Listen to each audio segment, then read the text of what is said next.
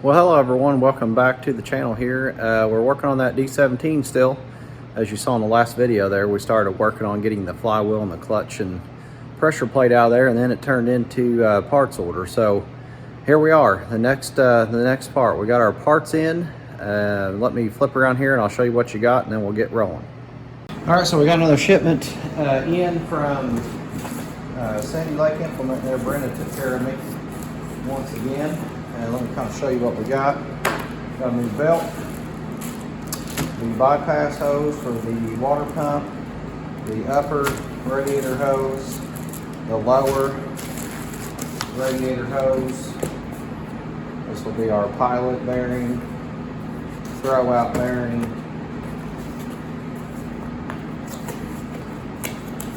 thermostat housing gasket, the housing for our water to come off of the head, and this is the gasket that's going to go around where that power steering comes through. And then we got our new clutch as well. So as mentioned in this video here, we're going to continue working on the flywheel portion. Get that new pilot throwout bearing squared away, get our new clutch, pressure plate put back on. You can see over here on the bench I've got the flywheel sitting up here so we can knock out that pilot bearing. Ring gear on that looks good too, so that's good. Here's our replacement engine that's going in. The old flywheel that's there, we're going to be taking it off. It's missing a couple of bolts anyway, and we'll be replacing it with the one that we're getting ready to put the new pilot bearing in. So we'll get rolling with that here in just a few minutes. There's the remaining components from that last video there on the stripping down of the engine. So anyway, with that said, let's go ahead and move over here to the bench. We'll get our pilot bearing drove out and get our new one in. So let me get set up on that and we'll get that done. All right, so for the pilot bearing here, we're just going to drive it out. Just take a punch.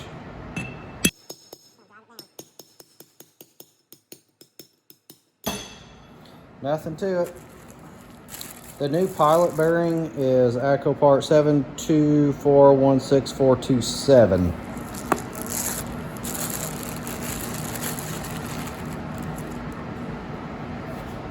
It's a sealed, kind of a sealed bearing. One thing I do like to do is make sure that this inner part of the bearing actually fits on the output shaft, input shaft I should say, into the torque tube. So if we come over here, I like to just make sure that we're good and it fits on there just fine. And that's just going to help me too. If we get to the point where it's get kind of tight when we're starting to put this engine back in, we know that it's not because of the pilot bearing, it's something else. So that looks good. Slide this puppy into place here.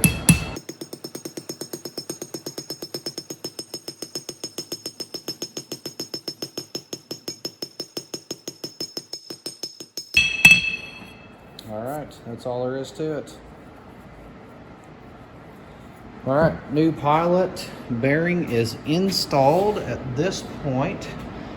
I guess our next step is let's slide over to the tractor and go ahead and put the throwout bearing in place. So let me go over there, get some things moved out of the way, and then we'll get that done.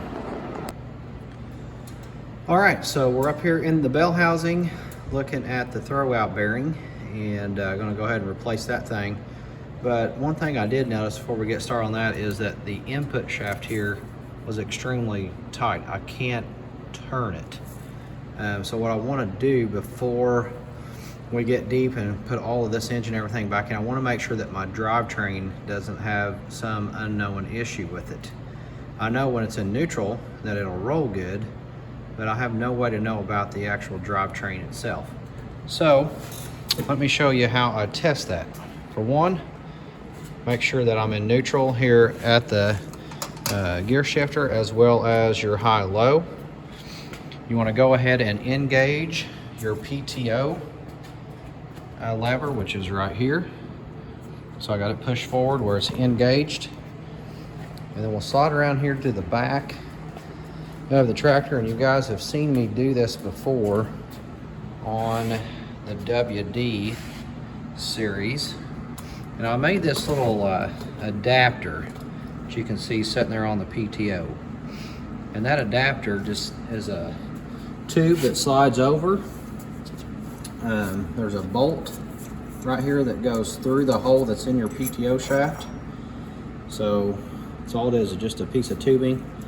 I welded a nut in there, and I got this 1 16" size, which is probably like a 3/4 shank, grade 8 bolt. And then all you do is you slide this on your PTO shaft, and again, I got it engaged up there. And what I should be able to do is turn this, and that will turn my drivetrain. So let me put this thing, this DeWalt drill, I forgot to mention, I got this DeWalt drill here. Put it on here. I'm going to turn this dude on here just to make sure everything's good and pretty. All right.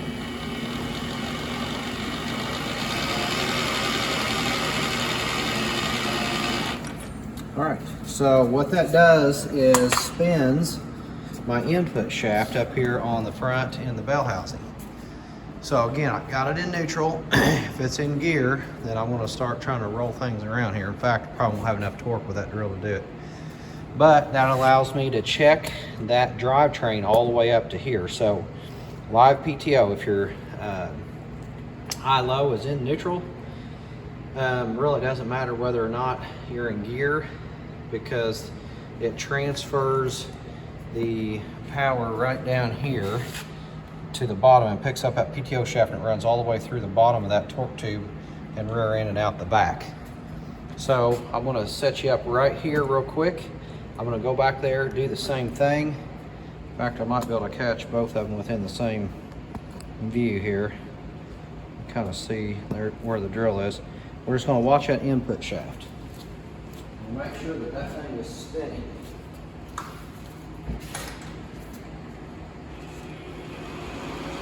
You should see it spinning now. Alright. So now back up here. Should be able to spin this thing freely now. Yeah. Now it's loosened up. I mean, it was pretty solid earlier, so. Okay. So that's that. Now I'm going to step into the throwout bearing replacement. So let me get my tools and we'll get that knocked out. All right, so there's a couple different ways you can get the throwout bearing out of here. One, we could disassemble the whole clutch mechanism and pull the whole piece off. And if you saw my Allis WD throwout bearing video replacement, that would allow you to take that whole assembly over to a bench or a hard surface there and allow you to take it apart. In this case, I don't want to do that. I just want to pull that bearing off right here and then put a new one back on and then move on with it. I don't want to take the time to take all that apart.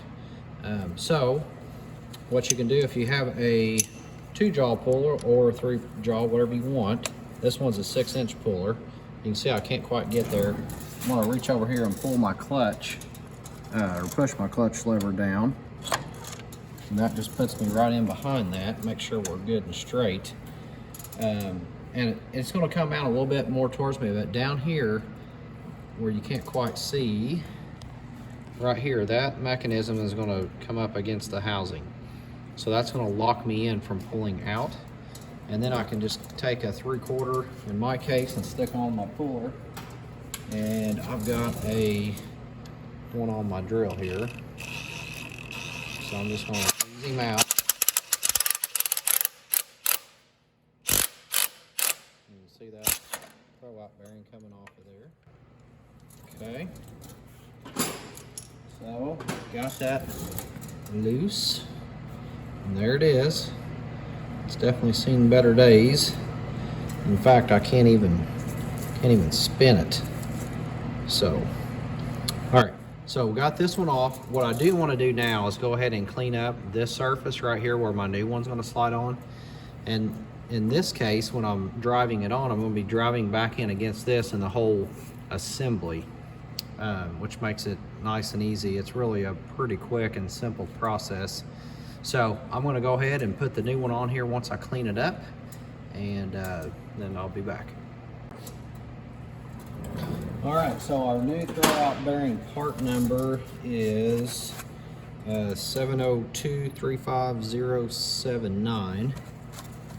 So let me get that thing opened up here.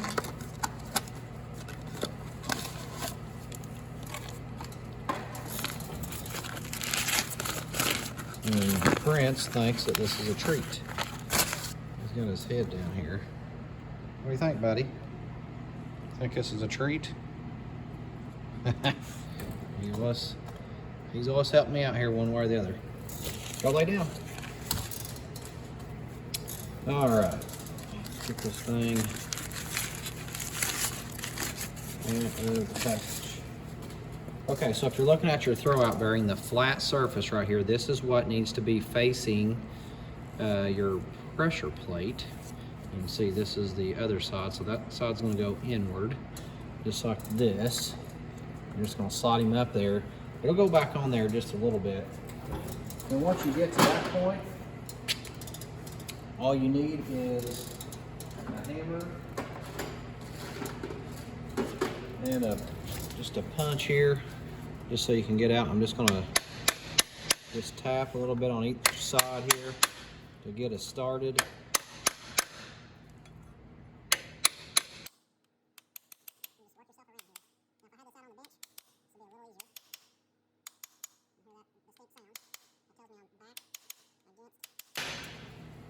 The piece of steel there. Get back, Prince. Get back. Go on, bubba. All right, so throwout bearing is installed, and it spins nice and freely. So that piece is done. All right, what's next? I guess our next step is to slide over here to the actual engine that we're going to be putting back in here. And we're going to pull out this, take off this existing flywheel, and I'll get you a shot here in just a second. As mentioned before, that's only got 2 bolts holding it in place. So we're going to go ahead and just pull them off. We're going to replace this flywheel, of course, with the other one that we just put the pilot bearing in. So let me go ahead and get that done. All right, 3/4 it is.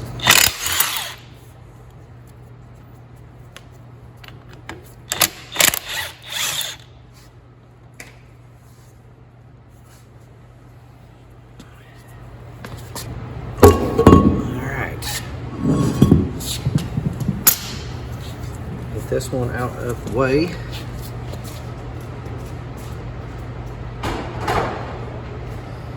Okay, now that gives us a nice little visual in here to the crank, that rear sill area, and there is a little bit of junk in there, but I'm going to take my chances. And say it's all right. So our next step is we're going to grab the flywheel that we've put the new pilot bearing on. And there's one thing to note here, the holes, even though they look like they are the same spacing, they're not. They're actually just a little bit out, so we can tell that these are a little bit closer. And what that does is allows us to line up on the crank, but also line up our timing marks on our flywheel, which I don't know where they're at the moment. But it allows that to be in sync, so you can use your flywheel if need be to set timing.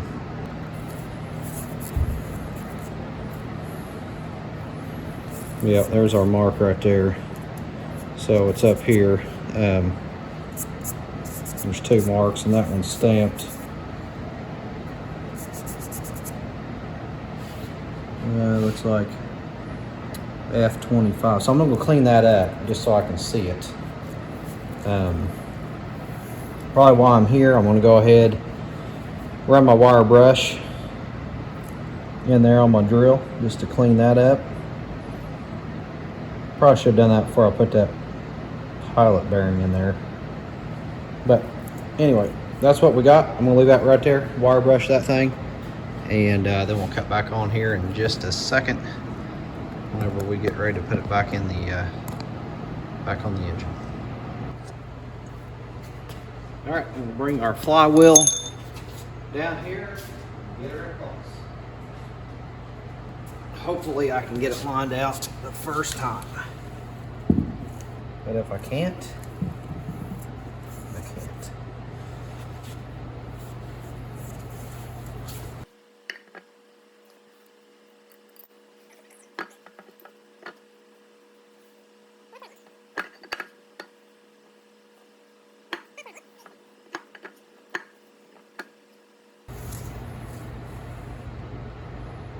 That's it right there. Okay. If I could just hold him in place long enough to get one of those started.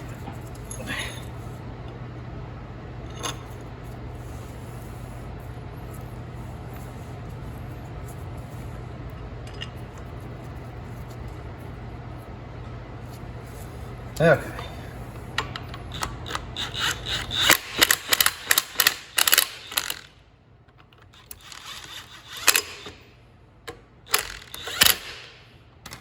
Alright, I'm going to go ahead and put my other two in that come off of the old engine because I was too shy on this one.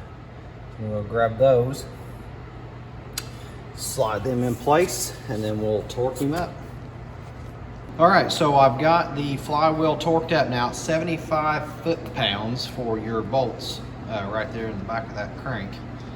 So I've got that down. I went ahead and took my wire wheel and I cleaned up the surface there. Over here on my pressure plate, I've done the same thing on it as well.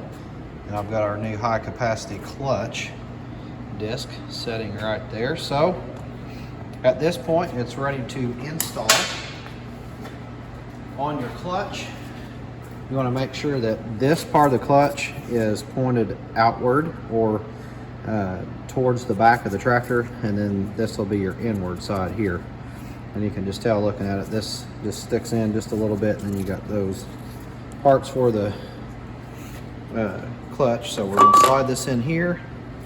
We'll grab our pressure plate.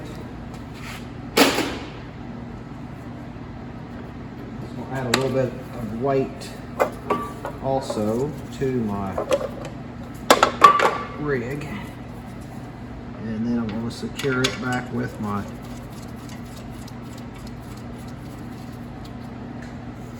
bolts.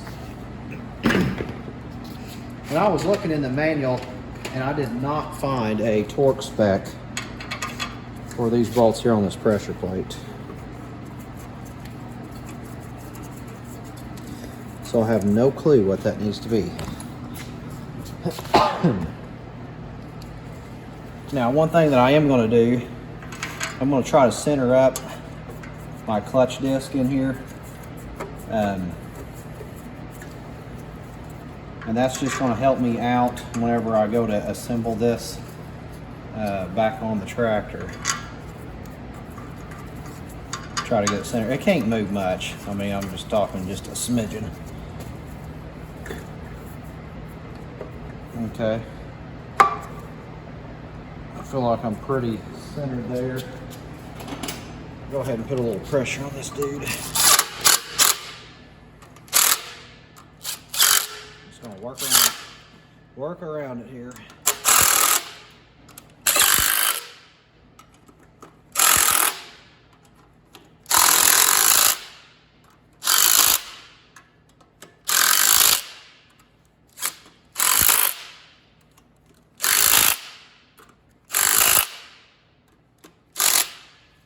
Alright, there we go. Pressure plate is installed with our new clutch, the flywheel, new pilot bearing in there.